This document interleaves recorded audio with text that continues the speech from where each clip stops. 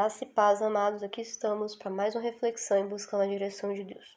Vamos refletir na passagem de Gênesis 32, onde Jacó luta com um anjo. Amados, eu já vi filmes cristãos que retratam a luta literal entre dois homens. Mas se a gente analisar o que a Bíblia diz, a gente percebe que não é exatamente uma luta literal que acontece. A gente analisa e a gente vê que aquilo era uma luta espiritual. Porque Jacó, ele tinha um passado mal resolvido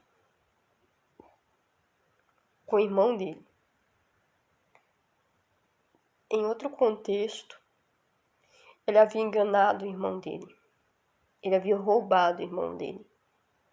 E agora ele se via na condição de ter que, após muitos anos, ter que encarar o irmão. Só que ele não sabia exatamente o que aconteceria. Ele não sabia exatamente o que estava aguardando ele. Ele não sabia se ele ia sair vivo desse encontro. Sem falar de todo um psicológico, imagina, de todo um passado mal resolvido que assombrava com certeza a vida de Jacó. Então, nessas horas que precedem esse encontro, ele está angustiado, ele está com medo, ele está agoniado. Por quê? Porque o contexto era um contexto de muita apreensão na vida de Jacó. E é nesse contexto que a palavra fala dessa luta que ele tem com esse anjo. Jacó estava tão angustiado que ele sabia que não tinha como. Não tinha saída. A única saída que tinha era Deus estender uma bênção na vida dele. Uma bênção de livramento, uma bênção de proteção, uma bênção que pudesse curar ele de todo aquele histórico. Ele precisava ser abençoado por Deus. Ele precisava de que Deus fizesse algo na vida dele. Ele precisava. E é por isso que a palavra diz que ele ficou ali, lutando com esse anjo. E o anjo, né? Dentro da palavra a gente vê que o anjo, na verdade relata, né? Dessa maneira, verso 25, capítulo 32 de Gênesis, quando este viu, este quem? O anjo, que não prevalecia contra ele, tocou-lhe. O anjo, aí sim a palavra fala que houve um toque físico. Mas antes não fala que houve, entendeu? Contatos físicos no sentido de, né, uma luta física. Mas a palavra diz que nesse momento específico, quando o anjo falou, não tem jeito. Ele não vai abrir mão. Então a palavra fala que ele toca. E depois, aquele toque acaba sendo um sinal sobre a vida de Jacó. Porque aquele toque produz na perna dele, ou na juntura da coxa, um deslocamento que faz com que ele saia coxeando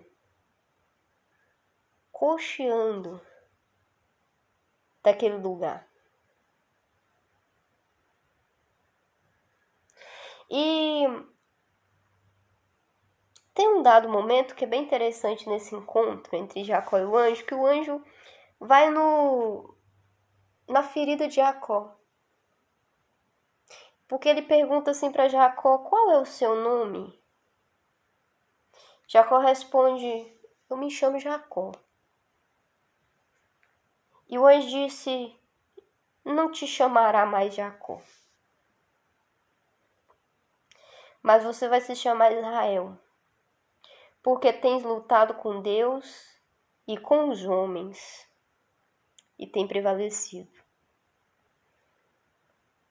O anjo muda o nome de Jacó. O nome de Jacó tem um significado que remete ao engano. E se a gente for na história de Jacó, o passado mal resolvido dele estava no que ele fez ao enganar o irmão e o pai dele. E se a gente for um pouquinho mais para frente no passado dele, a gente encontra que Labão também foi enganado. Então isso remete a um contexto em que ele fazia jus àquele nome dele. Mas aquele encontro, aquela perseverança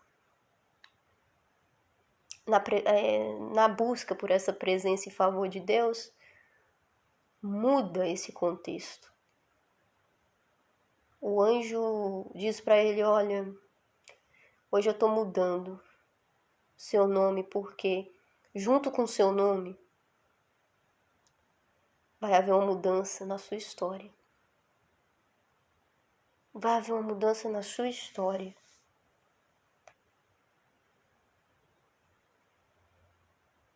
E Jacó, veja bem, é bem interessante essa passagem. Na verdade, no verso 29 é muito interessante. Eu acho muito engraçado porque assim, o anjo pergunta, né? Qual que é seu nome? Mas o anjo pergunta não por curiosidade. Ele pergunta com um propósito. Ele queria mudar aquele nome que era sinônimo de maldição. Ele queria curar Jacó. Ele queria tocar Jacó de uma maneira especial. Mas no verso 29 a gente encontra o contrário. Jacó, por curiosidade, pergunta, me fala seu nome. Sabe o que o anjo responde para ele? Por que você pergunta pelo meu nome? Ele não diz o nome dele. Ele não diz o nome. A palavra diz que ele só abençoou ele, mas não falou do nome dele. Porque o nome dele seria manifestado em Jesus. Não era missão daquele anjo falar o nome, mas era missão do anjo Gabriel lá no Novo Testamento falar para Maria, ó, o nome dele é Jesus.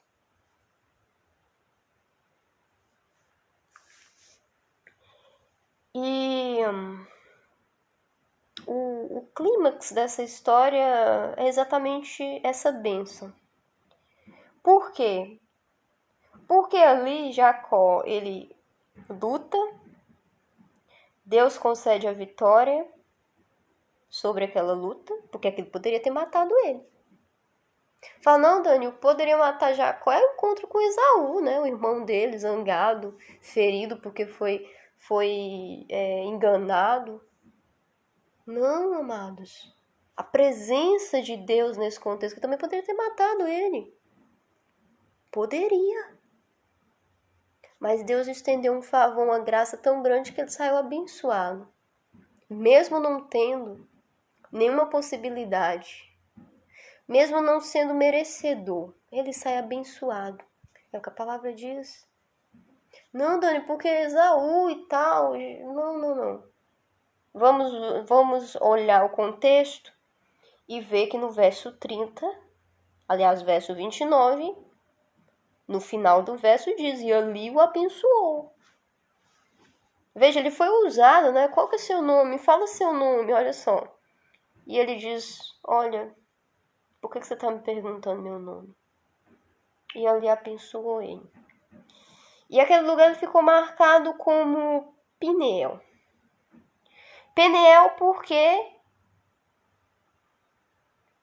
Jacó relata, tenho visto Deus face a face e minha vida foi preservada. Quer dizer, ele reconhece que aquela presença poderia ter matado ele.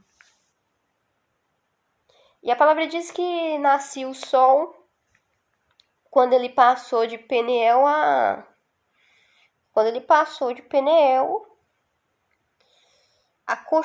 acoxando, né? Na verdade, com um problema nessa perna dele, onde havia sido tocado pelo anjo. E aquilo ficou como se fosse um sinal, porque aquilo ali marcou o modo dele, né, de andar.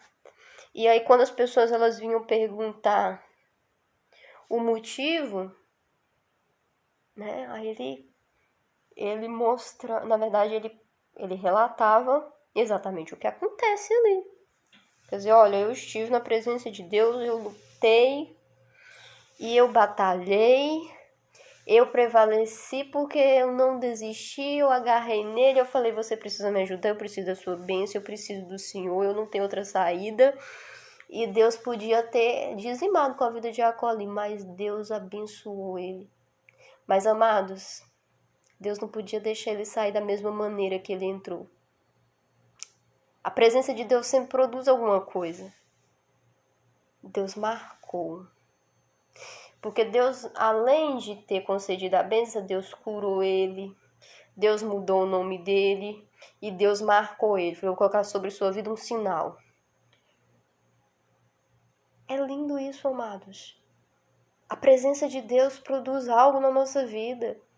Sobre a nossa vida, Ele coloca um sinal. Se você está buscando a presença de Deus, sobre a sua vida tem um sinal. Tem o Espírito Santo. O Espírito Santo hoje é um sinal daqueles que buscam a presença de Deus. E não pense você que ter o Espírito Santo te faz uma pessoa comum. Porque não faz. Te faz alguém diferente. Fala, Dani, mas eu nem percebo que é diferente. Mas sobre aqueles que têm o Espírito Santo, sempre haverá algo diferente. Algo que o mundo não será capaz de discernir. Mas o mundo é capaz de enxergar, tem alguma coisa. Ah, essa pessoa, ela tem alguma coisa. Tem algo nela. Tem uma marca nela. Aquela foi uma marca. E mais pra frente, né, a gente vê que o final da história é que Esaú e Jacó se reconcilia. Deus dá uma estratégia para Jacó. E aquela estratégia ela funciona. E no final os dois acabam se reconciliando. O verso 4 do capítulo 33 diz que um corre ao encontro do outro, abraça e lança o pescoço, e beija, e chora, e se emociona.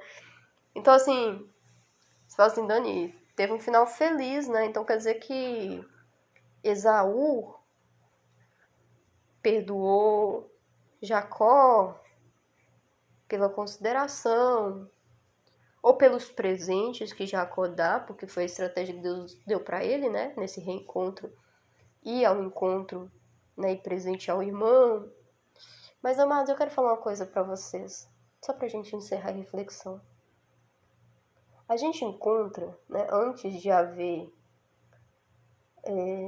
a gente encontrar, na verdade, Jacó enganando Esaú e o pai dele, um episódio em que Esaú chega cansado e com fome, depois de um dia de trabalho. E sabe o que Jacó fala para ele? Jacó fala assim, se você me der o direito da bênção da primogenitura, eu te dou essa sopa, né? Uma sopa de lentilha, uma sopa de algo que era tradicional lá entre eles. E a palavra diz que Esaú aceitou aquilo. Sabe o que eu quero dizer com isso? Esaú trocava a primogenitura por coisas simples, porque Esaú não valorizava. Mas Jacó, com todas as debilidades, fraquezas, sempre lutou, porque enxergava valor naquela bênção.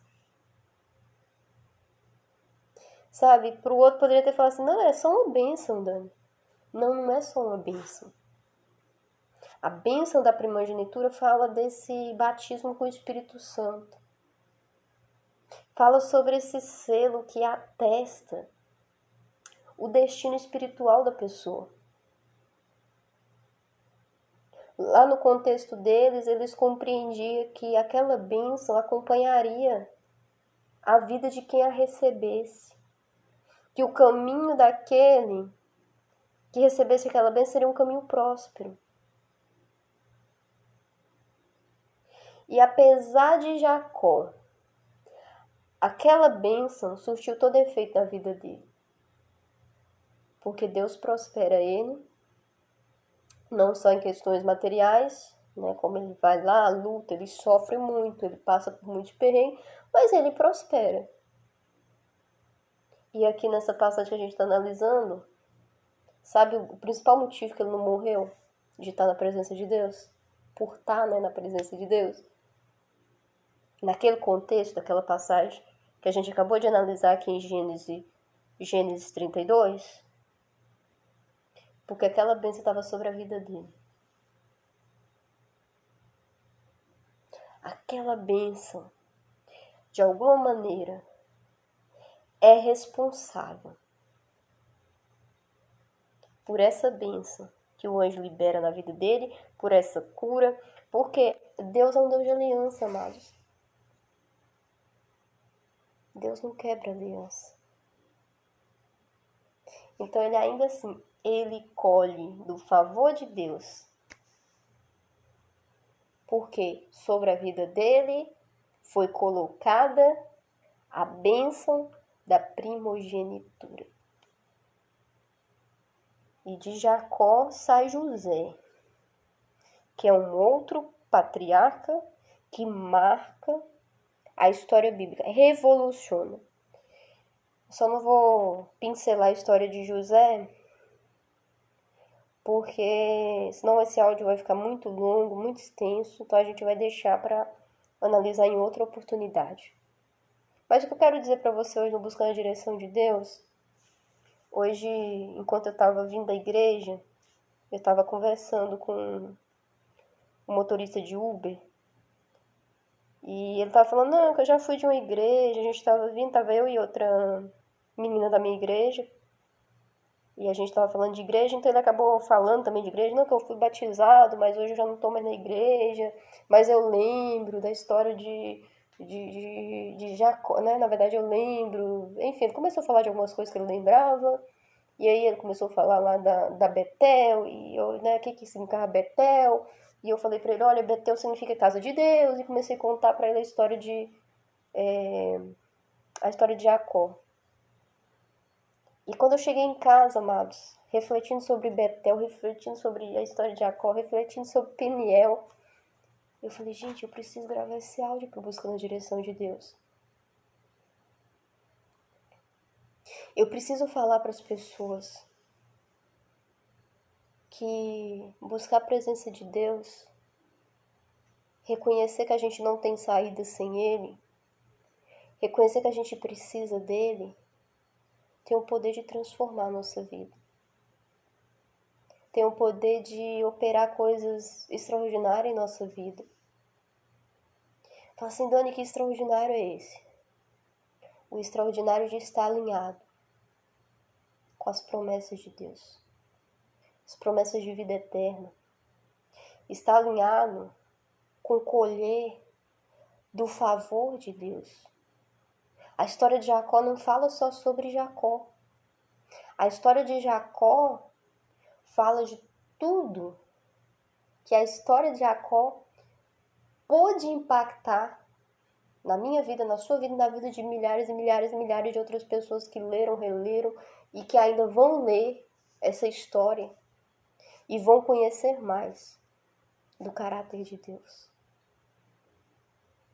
É tremendo, irmãos. É tremendo. E é por isso que a gente está aqui, no Buscando a Direção de Deus. analisando a história de Jacó. Amém. Amém, amados. Amém. Graças a Deus. Nos vemos na próxima reflexão do Buscando a Direção de Deus. Graça e paz.